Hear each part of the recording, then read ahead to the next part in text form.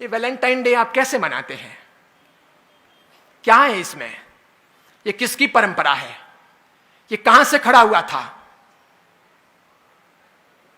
Italy के जन्मे हुए एक व्यक्ति थे, कट्टर ईसाई थे, सेंट वैलेंटाइन बन गए थे। उन्होंने एक लड़की के साथ शादी की थी। वहां के राजा को यह नागवार गुजरा था। वे उन्हें ईसाइयत से और इस प्रेम से तब्दील करना चाहते थे। 14 फरवरी को उनकी मौत हुई। उनकी याद में वैलेंटाइन डे प्रारंभ हुआ। आपके कौन मरा जिसके लिए आप वैलेंटाइन डे मना रहे हो? कौन सा इतिहास आपके घर में रचा गया कि जिसके लिए वैलेंटाइन डे मना रहे हो? शादी का दिन बना लेते, और पति और पत्नी का प्रेम तो सदैव होना चाहिए, प्रतिपल होना चाहिए। वो मात्र चमड़ी का नहीं होना चाहिए, वो दिल का होना चाहिए। हम सब चमड़ी के पुजारी हैं, इसलिए आप में से बैठे हुए लोग माफ करना, साधु हूं, जिन शासन का और आचार्य हूं, फिर भी बोल रहा हूं। हम सब चमड़ी पसंद करने वाले लोग हैं। हम सब खूबसूरती सिर्फ देखते हैं। हम नाक देखते हैं, होठ देखते हैं, आंखें देखते हैं, उसकी स्टाइल देखते हैं, उसकी अदाएं देखते हैं, उसकी कमर देखते हैं, उसके गाल और नाक नक्श देखते हैं और दीवाने बनते हैं। हम बेहुदे गंदे लोग हैं और इसीलिए हम वहीं पर अटके हैं। और इसीलिए हमारे प्यार का तकाजा, प्यार का अर्थ, प्यार का रूप भी सिर्फ चमड़ी तक सीमित है। अगर उसके आगे है तो वैलेंटाइन डे की आवश्यकता नहीं है। मेरे बाप भी प्यार करते थे मेरी मां से, और मेरी मां भी प्यार करती थी मेरे पिता से। आपके पिता ने भी प्यार किया होगा आपकी मां से, और आपकी मां ने भी प्यार किया होगा पिता से।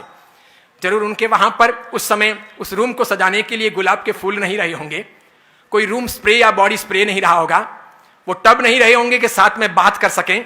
इसके सिवाय अन्य अन्य प्रकार के संसाधन नहीं रहे होंगे, वो स्नो, शैम्पू, वो खूबसूरती के अन्य अंदाज नहीं रहे होंगे। तरबी जीवन की पवित्रता रही होगी, समर्पण का भाव रहा होगा, वो अर्धांगिनी का रूप रहा होगा, वो गहरी आत्मीयता रही होगी, वो दिल रहा होगा, वो प्यार रहा होगा, वो घनिष्ठता रही होगी। मेरे ख्याल से हम में से अधिकांश के मां बाप ने अभी तक, मां ने बाप को नहीं छोड़ा और बाप ने मां को नहीं छोड़ा, न तलाक दिया, न ऐतराज किया, न हमारी मां अपने बाप को छोड़कर पियर गई, और न मेरे पिता ने कभी अपनी मां को घर जाने के लिए कहा। भले ही मेरे पिता जाड़े रहे होंगे या आपके किसी के पिता मोटे रहे होंगे, मां दुबली पतली रही होगी, तब भी ये जोड़ा कामयाब रहा होगा। भले पिता काले रहे होंगे, मां गोरी चिट्टी रही होगी, तब भी वो जोड़ा कामयाब रहा। भले मां लंबी रही होगी, पिता बिल्कुल ठिंगू रहे होंगे, ठिंगने रहे होंगे, तब भी वो जोड़ा कामयाब रहा। भले पिता अक्ल वाले रहे होंगे, मां अनपढ़ रही होगी, तब भी वो जोड़ा कामयाब रहा। आज तो हम इंच इंच देखते हैं, सेंटीमीटर सेंटीमीटर देखते हैं।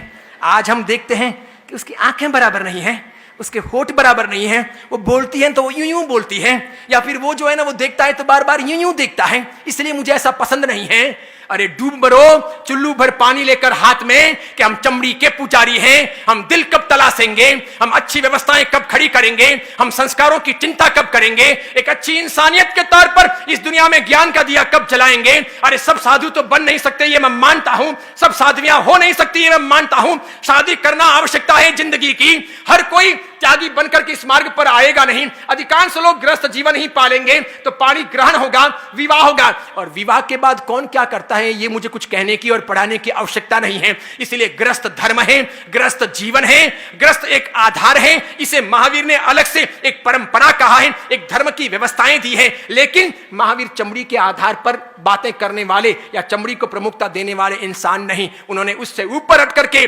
न्याय, नीति, प्रामाणिकता, पवित्रता, प्रेम, भाईचारा, लगाव, मैत्री, आत्मीयता, सबकी बातें की।